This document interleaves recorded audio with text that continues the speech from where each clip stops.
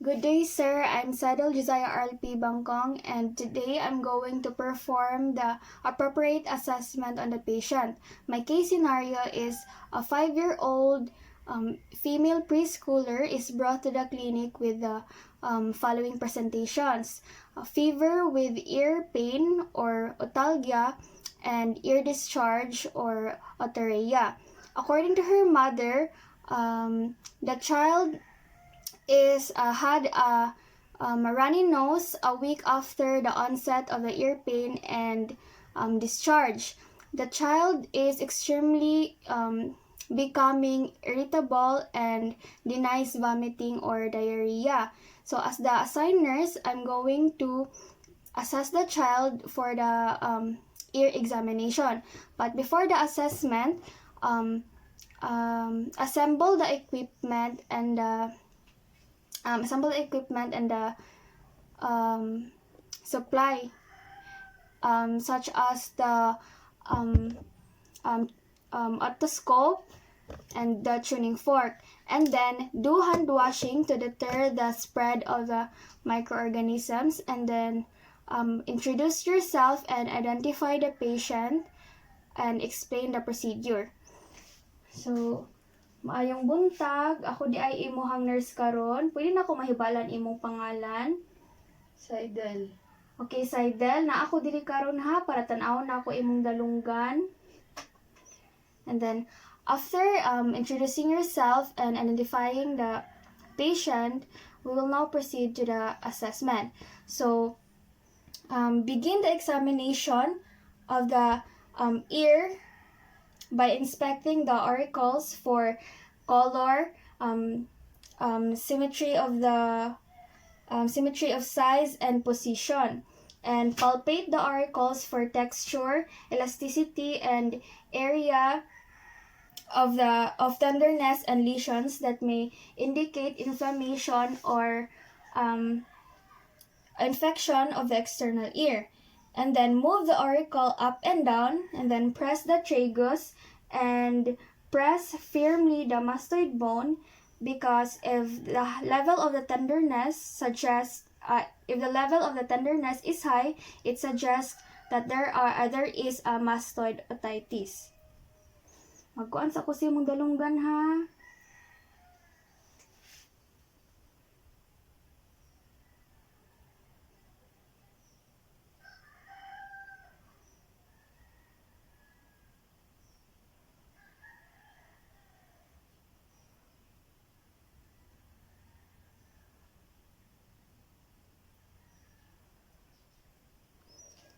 And then after that, next, examine the ear canal and eardrum by using an otoscope, and position the patient's head so that you can see through the otoscope comfortably, and grasp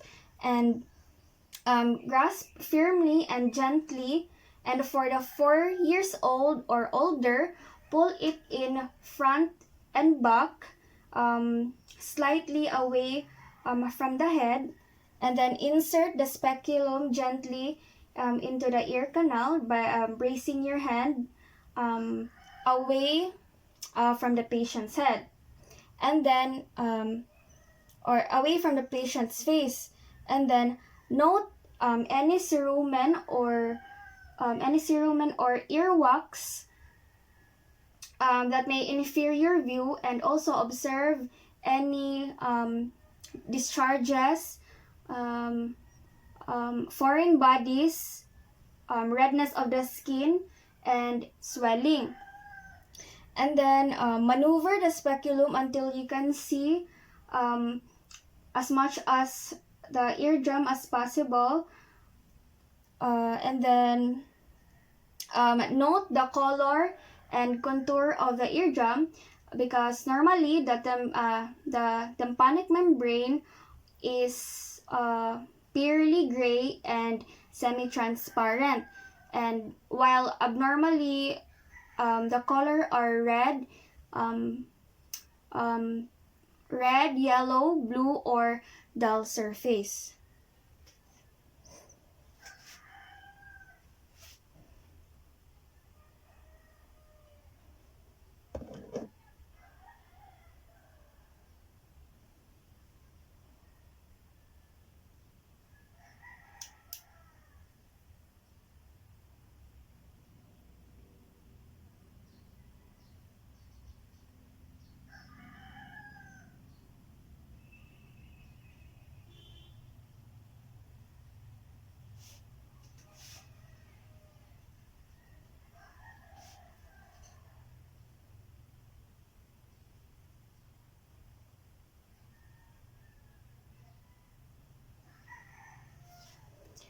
And then after that, for gross hearing acuity test, if patient has difficulty in hearing a normal voice, if the ask the patient, and if the patient reports any hearing loss, proceed with the following test.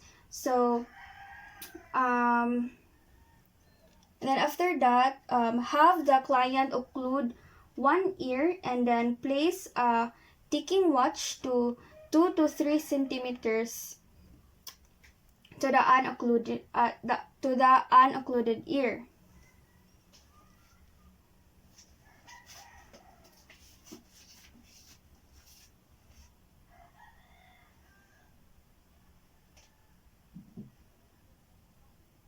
Kalihog kog ingon ha kung naa ba kay kakadunggan og isaba lang sa akoa kung naa kay madunggan sa kani nga relo, ha?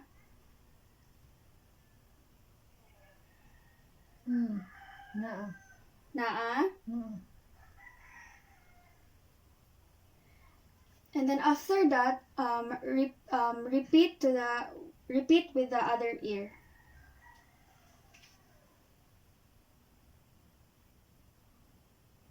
Kanina kay nadunggan? Naa.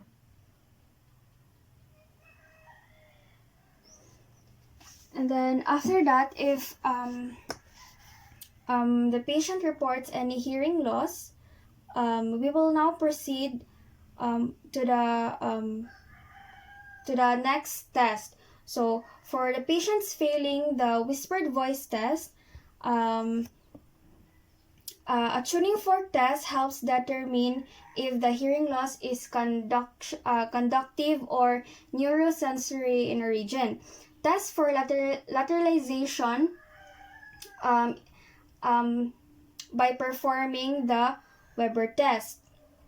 So set the fork into light vibration by tapping it on your hand, and then place the base of the vibrating tuning fork firmly at the top of the patient's head or at the mid forehead.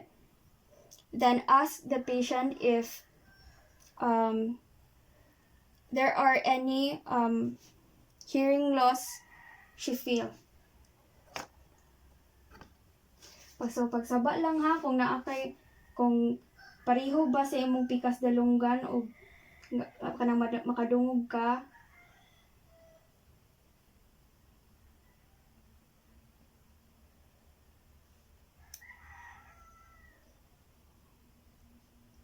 Nakay nadunggan? Naa. And then after that, next, compare air and bone conduction by performing the Rene test. So, place a light vibration of tuning fork on the mastoid bone behind the ear at the level of the ear canal. And then, quickly place the vibrating fork near the canal and ask if the sound can be heard. The fork should face forward, maximizing the sound for the patient. And normally, the sound heard longer through the air than through the bone. And then repeat the test with the other ear.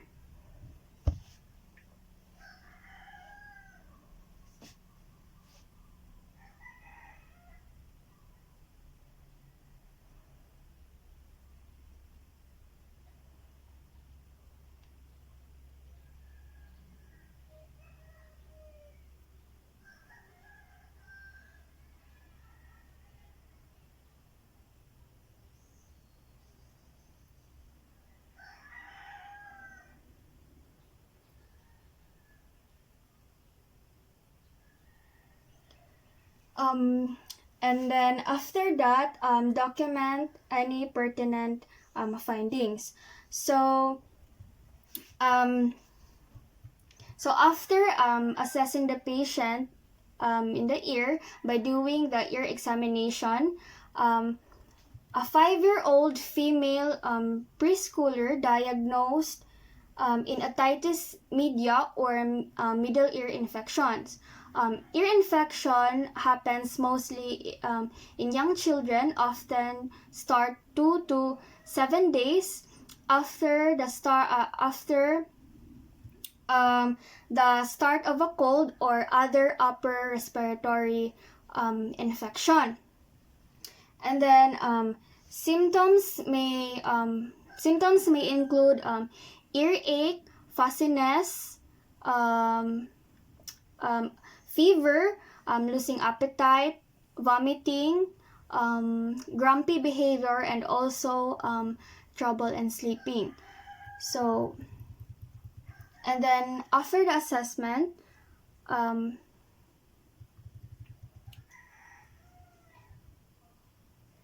you can now say thank you to the patient. Thank you, Saidel, sa pag-cooperate sa ako ang pag-test sa imong dalunggan. Salamat. You're welcome. So that's all. Thank you.